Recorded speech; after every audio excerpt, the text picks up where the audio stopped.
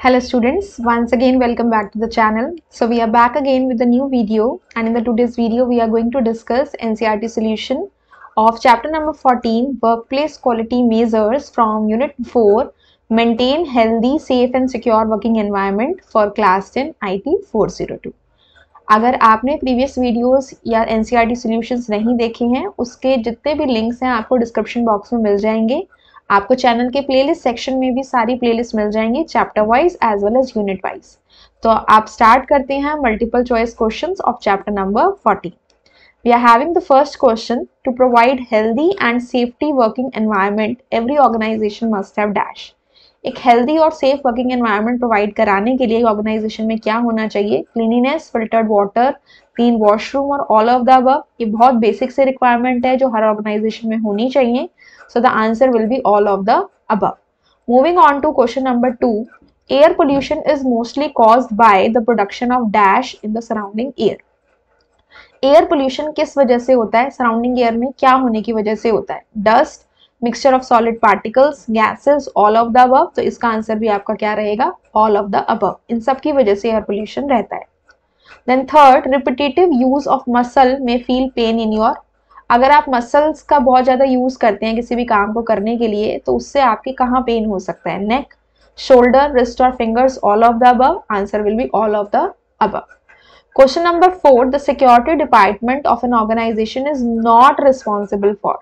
Last उसमें हमने इस टाइप का क्वेश्चन पढ़ा था चैप्टर नंबर 13 में। किसी भी ऑर्गेनाइजेशन का सिक्योरिटी डिपार्टमेंट किस चीज़ के लिए रिस्पॉन्सिबल नहीं है? Other safety, electrical safety, computer system safety और ट्रांसपोर्ट सेफ्टी। तो इस केस में जो नॉट रिस्पॉन्सिबल है वो सभी चीज़ों के लिए रिस्पॉन्सिबल है। तो इसका आंसर आपका आएगा none of these.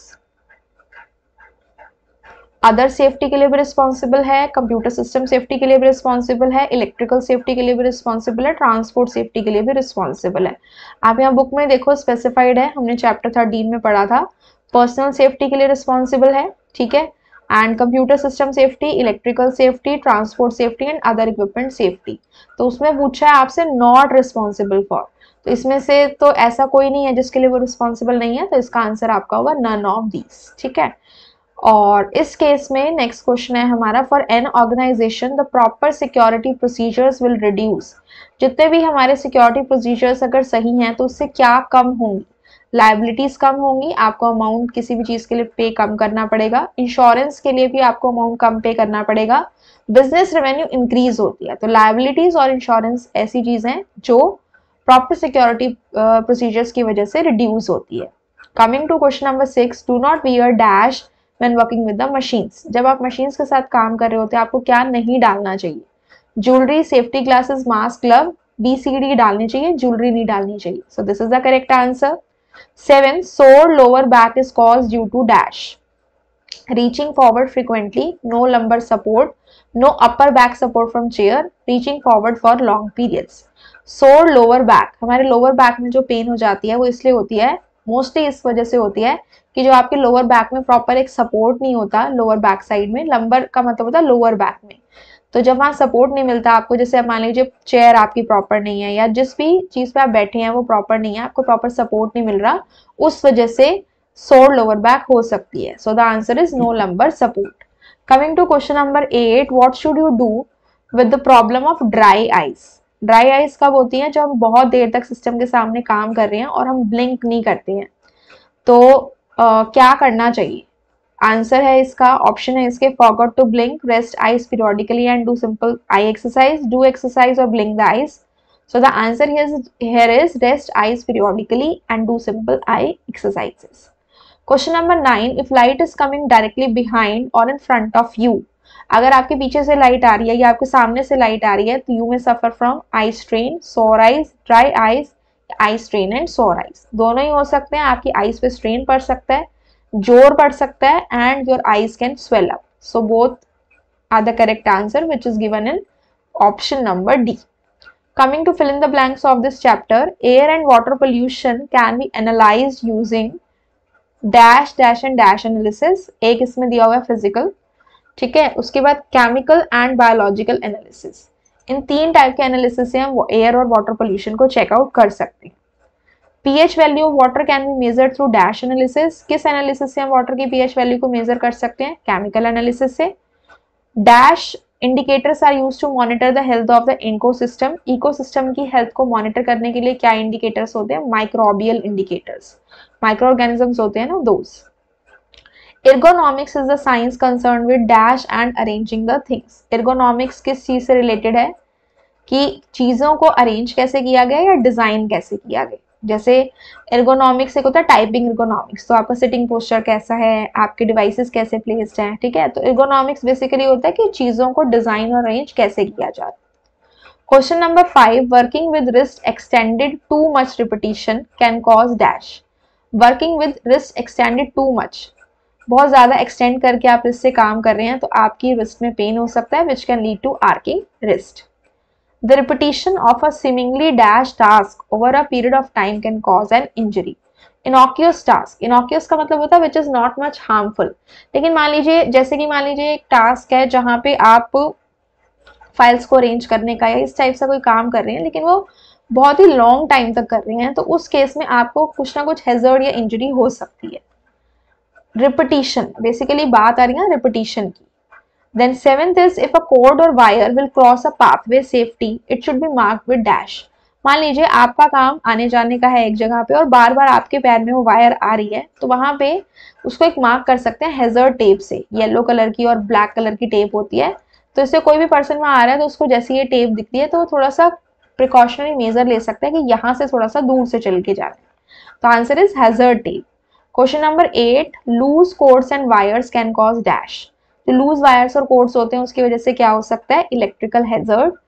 Glare and dash on the screen should be prevented. Screen पर जो रिफ्लेक्शन या बहुत ज्यादा लाइटनिंग होती है वो हमें प्रिवेंट करनी चाहिए। That is reflection is the correct answer. Question number 10, the keyboard should have a matte surface to avoid dash glare. Keyboard का सरफेस मैट होना चाहिए।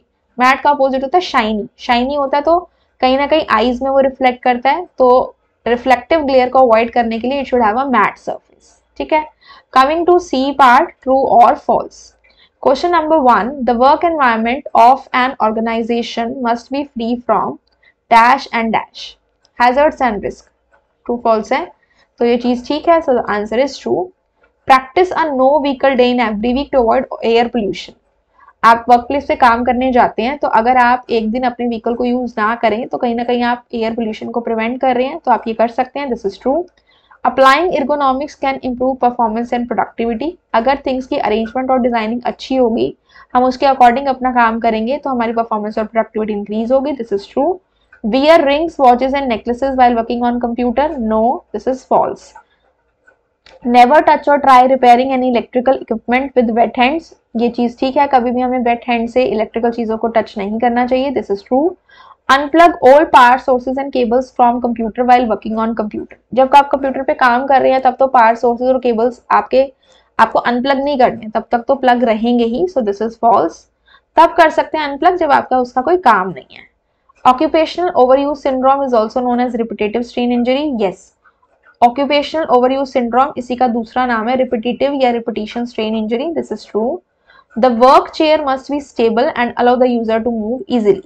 जहां पे आप चेयर पे बैठ के काम कर रहे हैं वो बहुत स्टेबल होनी चाहिए और इजिली आप उस पर मूव कर सके, ऐसी होनी चाहिए, this is true. Artificial lightning from computer screen can cause sleeping problems, yes. जो कंप्यूटर स्क्रीन से या कीबोर्ड से लाइट आती है उससे स्लीपिंग प्रॉब्लम हो सकती है, this is true. Keyboard and mouse should not be kept at the same level, this is false. Same level पे होगा तभी आप इजिली काम कर पाएंगे, ऊपर नीचे होगा तो आपके लिए काम करना मुश्किल हो जाएगा। Coming to short answer type questions, what causes the water pollution. Water pollution किस वजह से होता है? This is a very general question. सबसे पहला पॉइंट आप स्टूडेंट्स इसमें लिख सकते हो, इंडस्ट्रियल वेस्ट की वजह से होता है। Many industrial sites produce waste in the form of toxic chemicals and pollutants.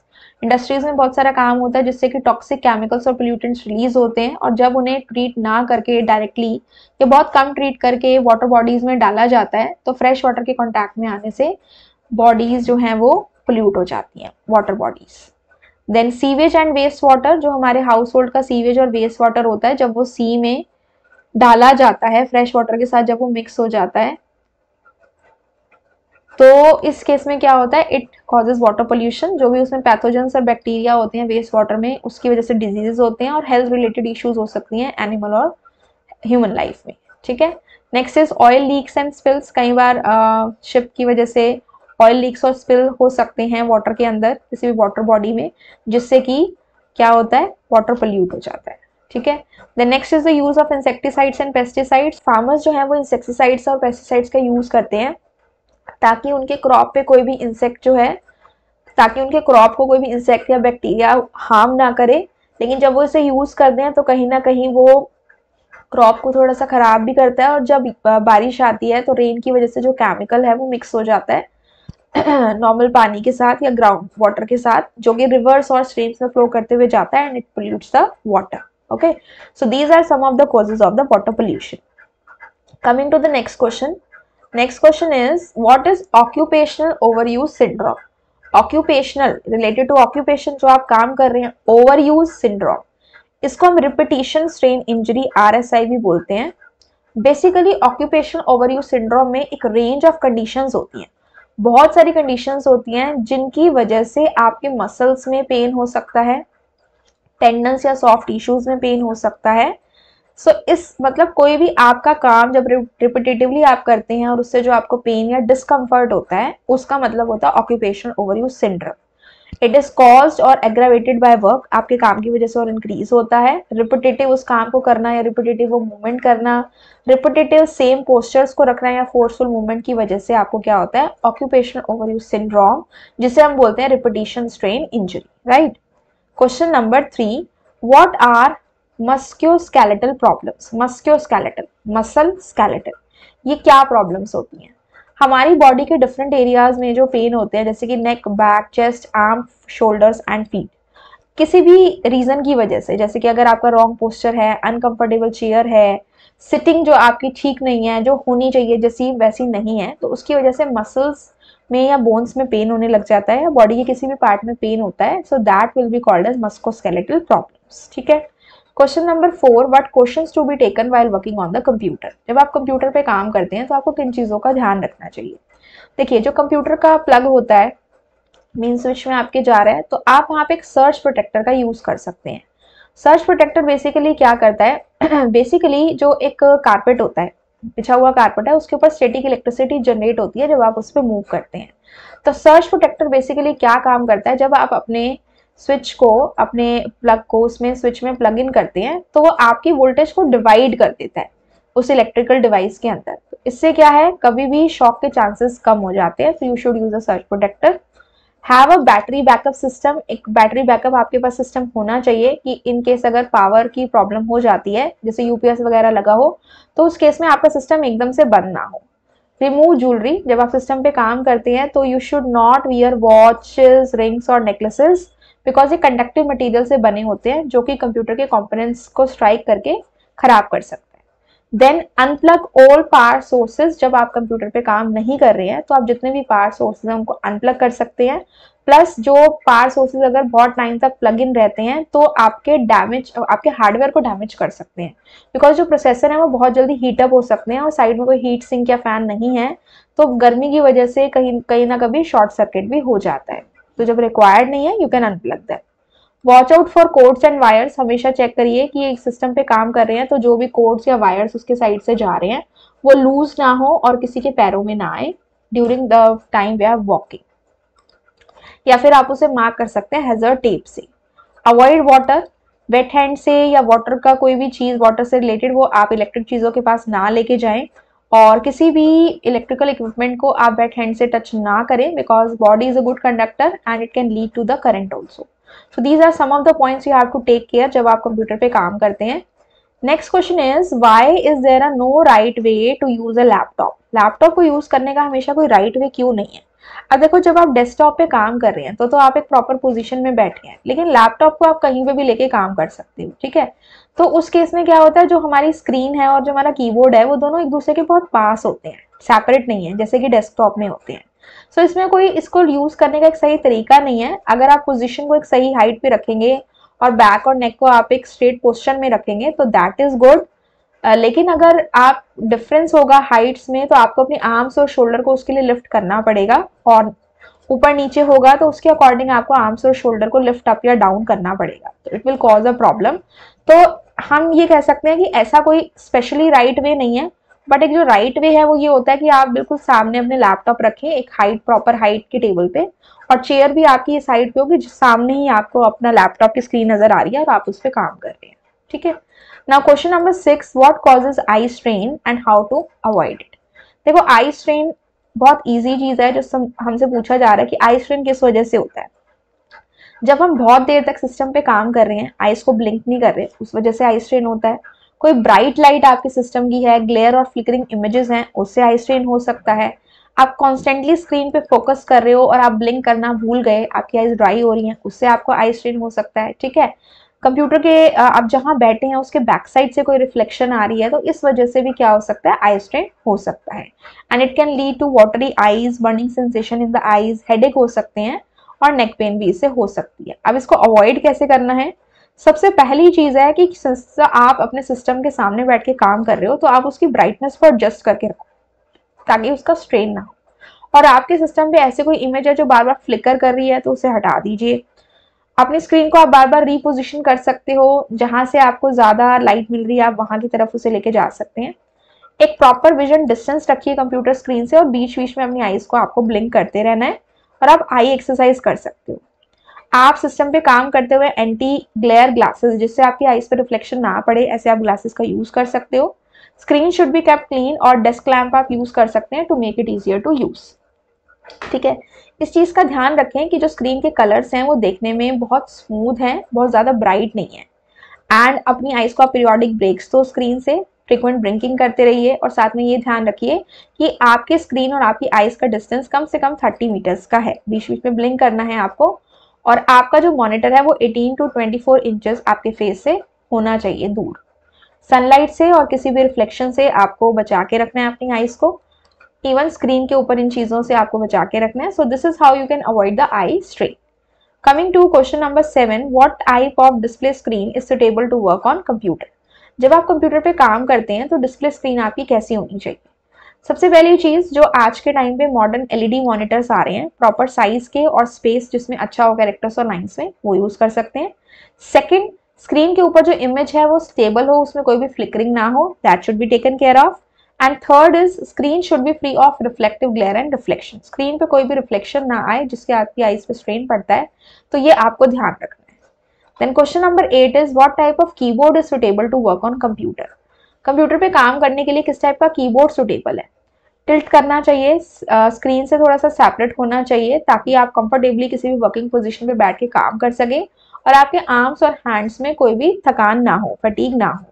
Second, keyboard के जहां आपका कीबोर्ड रखा है उसके आसपास इतना स्पेस हो कि आप अपने हैंड्स और आर्म्स को इजीली रेस्ट कर सको।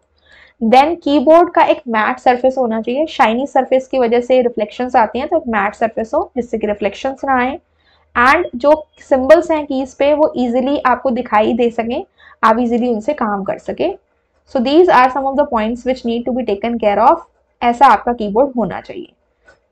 सो ये हमारा था last question of chapter number 14, ठीक है। अब इसके बाद हम नेक्स्ट वीडियो में पढ़ेंगे chapter number 15। Explanation already done है, अब हम इसके करेंगे NCERT exercise and the question answers के सॉल्यूशन, ठीक है।